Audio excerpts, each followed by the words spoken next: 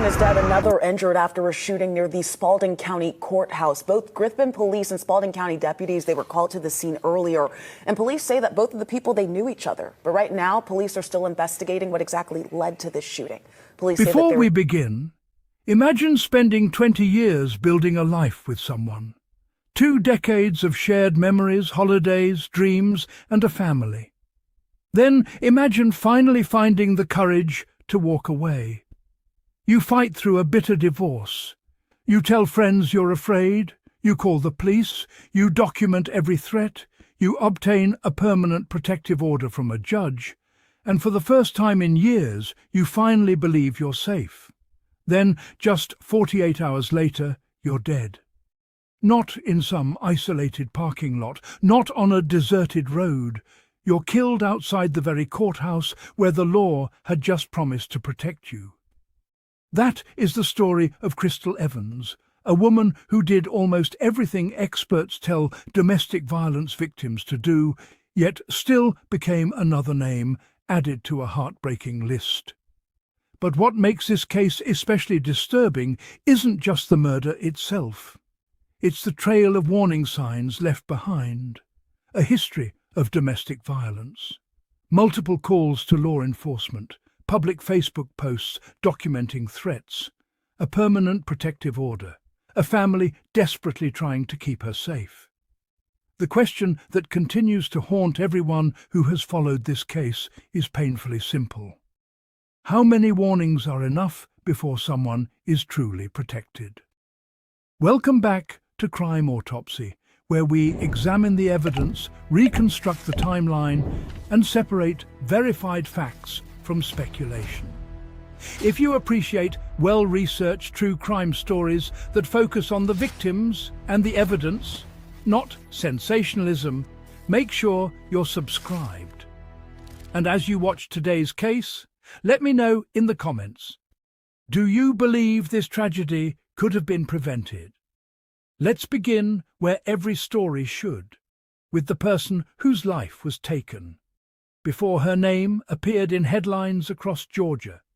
Before politicians began discussing legislation in her honor.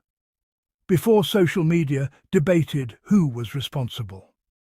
Krystal Evans was simply a woman trying to rebuild her life.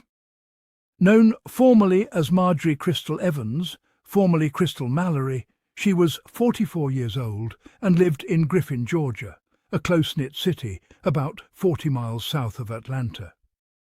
It wasn't a place where people expected national headlines. Griffin is the kind of community where neighbors recognize each other. Local businesses thrive on familiar faces, and courthouse news rarely attracts widespread attention.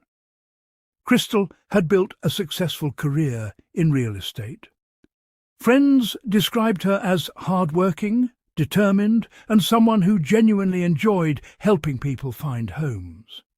Her work required patience, trust, and the ability to connect with strangers, qualities that, according to those closest to her, came naturally. But if you ask her family how they remember her, they rarely start by talking about real estate. They talk about her smile. They talk about her kindness. They talk about how she could walk into a room full of strangers and somehow leave with new friends. Her daughter, Precious, has painted the picture of a woman who never met a stranger, someone who would go out of her way to help others, someone who laughed often, someone whose home was always full of warmth. And then there were her cats.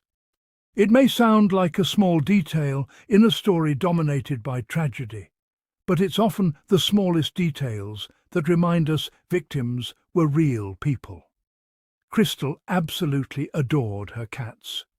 Family members have recalled how much joy they brought her, a simple but meaningful glimpse into the life she was trying so hard to protect. She wasn't living recklessly. She wasn't looking for conflict. She was trying to build a future. And after years of emotional turmoil, that future finally seemed within reach. Krystal and Tom Mallory didn't meet through a dating app. They didn't cross paths as adults. According to multiple reports, they had known each other since childhood. Over the years, friendship turned into love, and eventually they married. What followed was more than 2 decades together. 20 years. That's enough time to raise children, enough time to celebrate anniversaries, enough time to build a home, create traditions, and imagine growing old together. From the outside, many long marriages appear stable simply because they've lasted so long. But duration doesn't always reflect happiness. Sometimes it reflects fear. Sometimes it reflects hope that things will eventually change. And sometimes it reflects how difficult it can be to leave an abusive relationship. Domestic violence rarely begins with extreme violence. Experts often describe it as a gradual escalation. Controlling behavior becomes intimidation. Intimidation becomes threats, and threats can become physical violence. By the time victims realize the danger they're in, leaving isn't as simple as packing a suitcase. Leaving can become the most dangerous decision they ever make. By late 2022, something had changed. After more than 20 years of marriage, Krystal filed for divorce. Court filings marked the legal beginning of the end, but emotionally the process would be anything but simple. The divorce stretched on for nearly 2 years. Those weren't quiet years. According to later statements from Spalding County Sheriff Darrell Dix, deputies had responded to the couple's residence multiple times for domestic violence-related calls. Not once, not twice, multiple times. Each response added another entry to an official record, a growing paper trail that suggested this marriage had become deeply troubled. Sheriff Dix later explained that some of those incidents involved conflicting accounts, with each side accusing the other of being the aggressor. In situations without independent witnesses, determining exactly what happened became difficult. But one fact stood out. Tom Mallory had previously been arrested on domestic violence charges. He was later released on bond. That detail would take on enormous significance after Krystal's death. Because when tragedies like this happen, investigators and the public inevitably look backward, asking whether earlier intervention could have changed the outcome. Was this simply an unpredictable act? Or was it the final chapter of a crisis everyone already knew existed? Those questions still linger today. As the divorce dragged on, Krystal made a decision that would later become one of the most heartbreaking aspects of this entire case. She started documenting what she says was happening, not in a private diary, not in hidden notes, on Facebook, publicly. Her posts weren't written for attention. They were written because she wanted evidence. She wanted a record. In one emotional message, she explained that she feared for her life and for the safety of her children. She alleged that Tom Mallory had repeatedly threatened to kill her. She didn't hide those allegations. She wanted people to see them. In another post, she shared footage captured by her Ring camera, warning him to stay away from her family. Then came another message, another warning, another plea to simply be left alone. Reading those posts today is deeply unsettling because they don't feel like ordinary social media updates. They feel like someone trying to leave behind a timeline. Almost as if she feared there might come a day when she wouldn't be alive to tell investigators herself. Sadly, that fear would prove tragically justified. At the time, however, few people could have imagined just how little time remained. Krystal Evans believed she was approaching the end of her nightmare.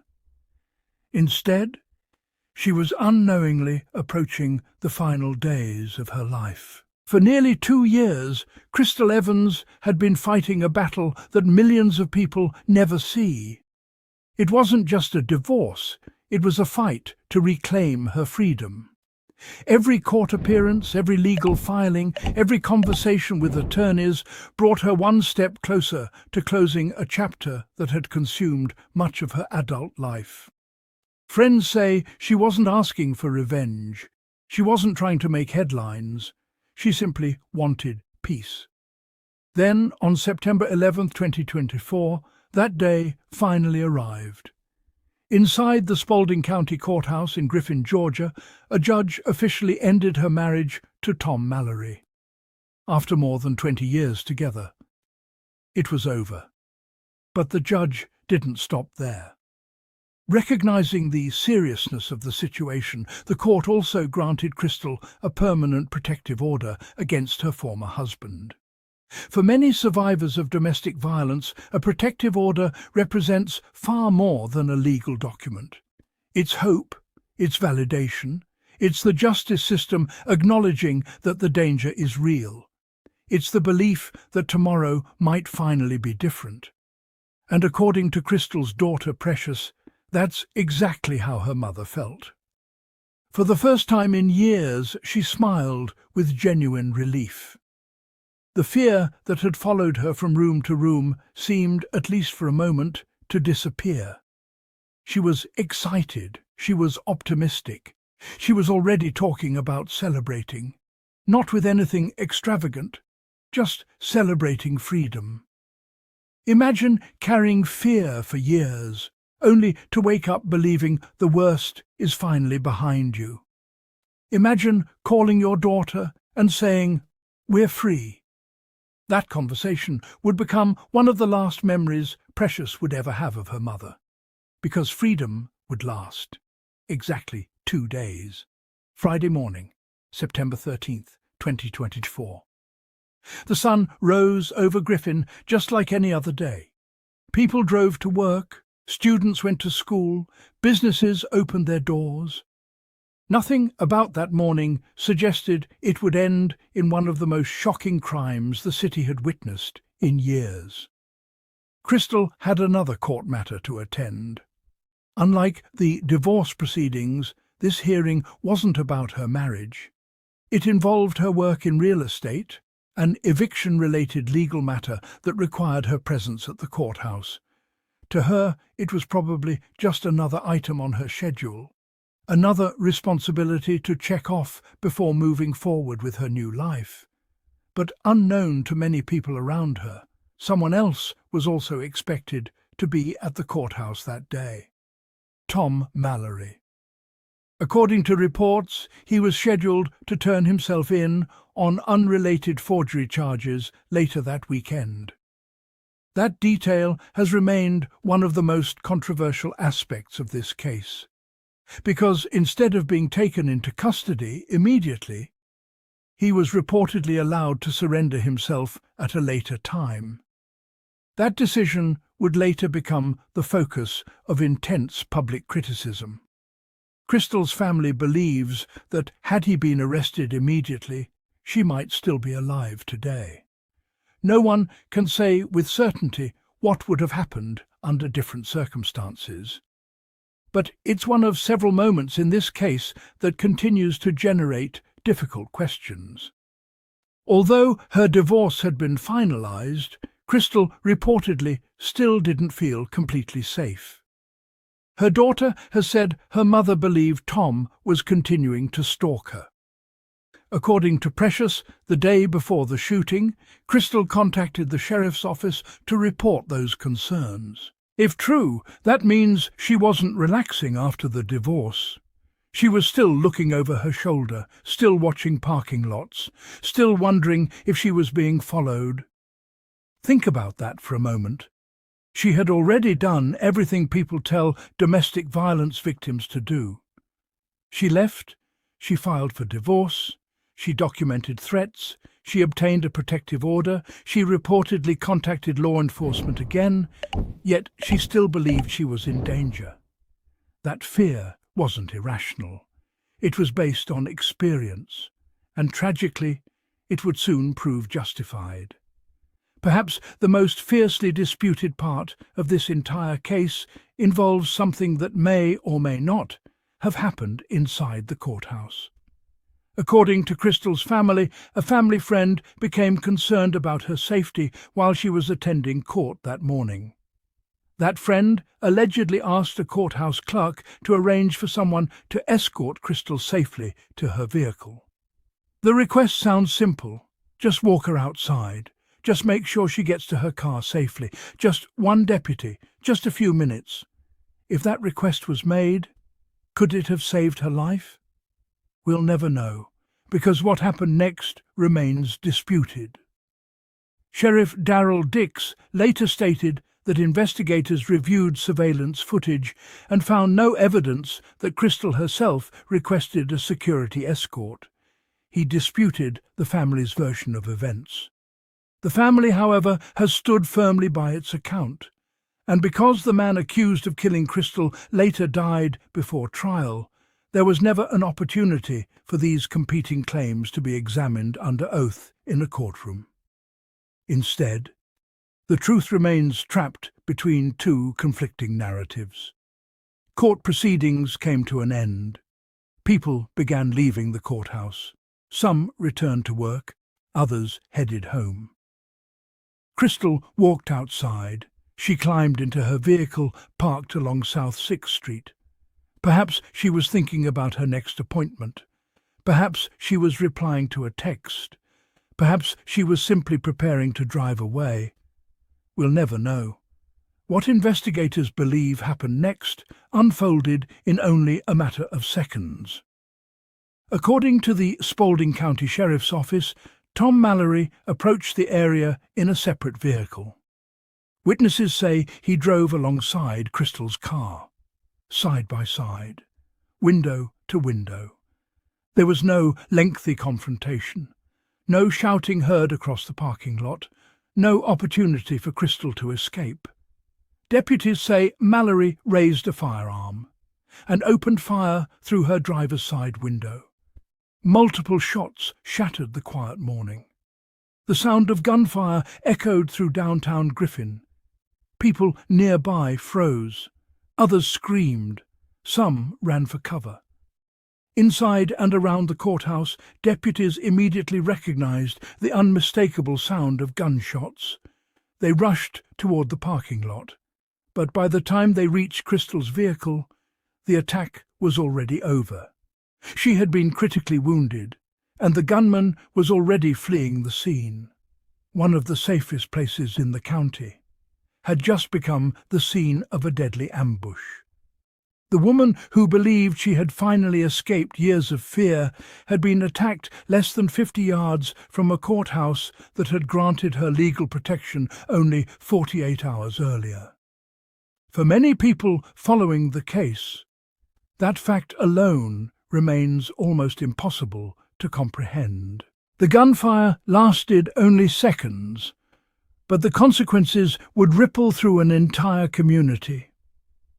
As people rushed toward the sound, deputies stationed near the Spalding County Courthouse immediately sprang into action.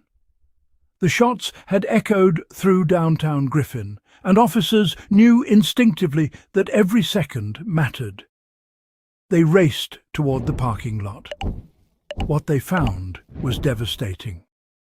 Krystal Evans was sitting inside her vehicle, suffering from multiple gunshot wounds.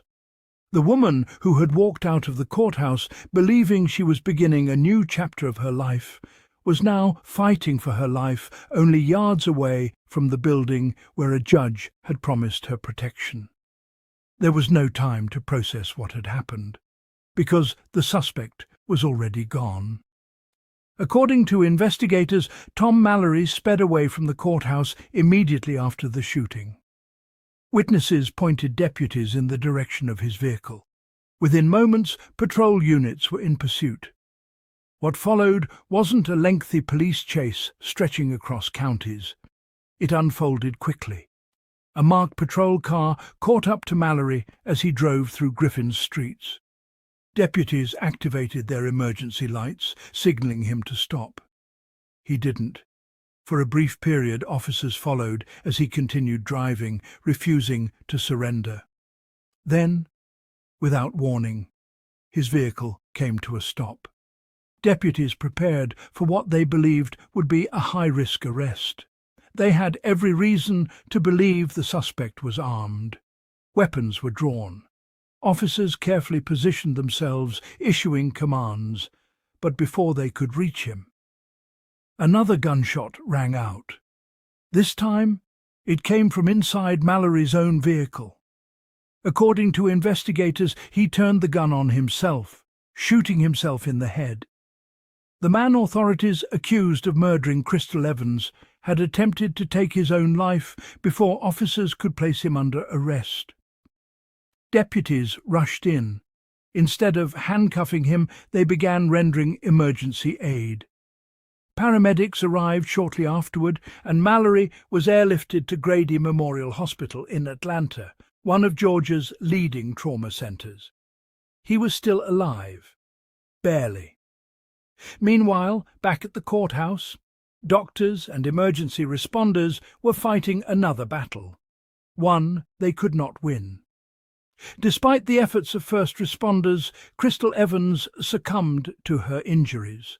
She was 44 years old, a mother, a daughter, a friend, a real estate professional, a woman who had spent years trying to survive what she believed was an increasingly dangerous relationship.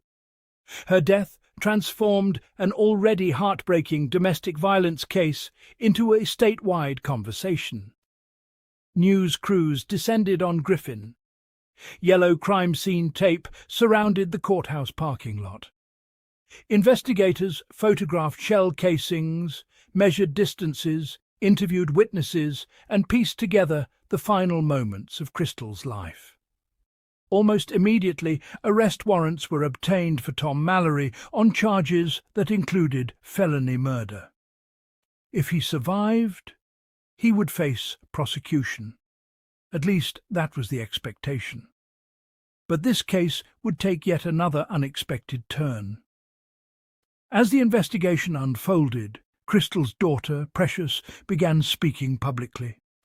Her grief was impossible to ignore. But alongside that grief came something else. Frustration, anger, and heartbreaking questions. She described her mother as someone who had repeatedly tried to tell people she was in danger. According to Precious, this wasn't an unpredictable act of violence. It wasn't something that came out of nowhere. She believed her father had planned it. She believed the warning signs had been there all along. And she believed opportunities to prevent the tragedy had been missed. In emotional interviews, she spoke about her mother's Facebook posts documenting alleged threats. Posts written weeks and months before the shooting. Posts where Krystal openly expressed fear for her life. Posts where she explained she was creating a record in case something happened to her. Reading those words after her death felt almost unbearable. It was as though Krystal had been leaving behind evidence, a timeline, a voice that investigators could still hear even after she was gone. Then came another allegation, one that intensified public scrutiny even further. Precious claimed her mother had contacted the sheriff's office the day before the shooting, reporting that Tom Mallory was stalking her. If that report was made, the family questioned whether enough had been done. Could additional action have prevented the shooting? Could increased protection have changed the outcome? Those questions quickly became central to the public conversation. As criticism mounted, Spalding County Sheriff Darrell Dix released a lengthy public statement addressing the allegations. He acknowledged that deputies had responded to multiple domestic violence incidents involving the couple over the years. He confirmed that Tom Mallory had previously been arrested for domestic violence before later being released on bond. He also addressed the claim involving the courthouse escort. According to Sheriff Dix, investigators reviewed surveillance footage and found no evidence that Krystal herself requested an escort from deputies before leaving the courthouse. He disputed the family's version of events. However, he also acknowledged something significant. Even while defending his department's actions, he admitted improvements could be made in how domestic violence cases are handled. His comments suggested that the broader legal system, not necessarily a single deputy or officer, might contain gaps that leave victims vulnerable during one of the most dangerous periods of their lives. For many observers, those remarks carried weight, because regardless of where responsibility ultimately lies, Krystal Evans was dead. And everyone agreed on one thing: the existing system had not kept her safe. For nearly 2 weeks, Tom Mallory remained hospitalized in critical condition. Some believed the case would eventually move to trial, that prosecutors would present evidence, that witnesses would testify, that unanswered questions would finally receive answers inside a courtroom. But none of that happened. Roughly 2 weeks after the shooting, Mallory died from the self-inflicted gunshot wound he suffered during the police pursuit. His death immediately ended the possibility of a criminal trial. There would be no jury, no guilty verdict, no cross-examination, no public accounting of disputed events, no opportunity for Krystal's family to confront him in court. For many survivors' families, a trial offers at least some measure of accountability. In this case, that opportunity disappeared forever. Many of the unanswered questions surrounding the final days of Krystal's life remain exactly that: unanswered. Although the criminal case ended, Krystal's story did not. Community leaders, advocates, and members of her family refused to let her death become just another headline. Discussions soon began about proposed legislation that would later become known as Krystal's Law. The goal wasn't revenge, it was prevention. Supporters argued that domestic violence victims often face their greatest danger immediately after leaving an abusive relationship or obtaining a protective order. If that period is statistically the most dangerous, should additional protections automatically be put in place? Should courthouse escorts become standard in high-risk cases? Should protective order violations trigger faster intervention? Should communication between courts and law enforcement be strengthened? These were no longer abstract policy questions. They now carried the name of a woman who had lost her life. Whether every proposal eventually becomes law remains to be seen. But one thing is certain: Krystal Evans' family has made it clear they don't want another family to endure what they have. Perhaps the most haunting sentence in this entire case is also the simplest. Krystal Evans was free for only 2 days. 2 days after a judge dissolved her marriage. 2 days after receiving a permanent protective order. 2 days after believing she had finally escaped years of fear. She followed the advice experts often give. She documented the threats. She sought legal protection. She worked through the court system. She reportedly contacted law enforcement when she remained concerned. And yet, on a September morning in broad daylight, outside a courthouse, her life was taken before that protection could truly protect her. Her story forces us to confront difficult questions that don't have easy answers. When should authorities intervene more aggressively? How can courts better protect victims during the most dangerous stage of separation? And how many warning signs should it take before someone's fear is treated as an emergency rather than a possibility? Those questions continue to shape conversations across Georgia and beyond. Because for Krystal Evans, those answers came too late.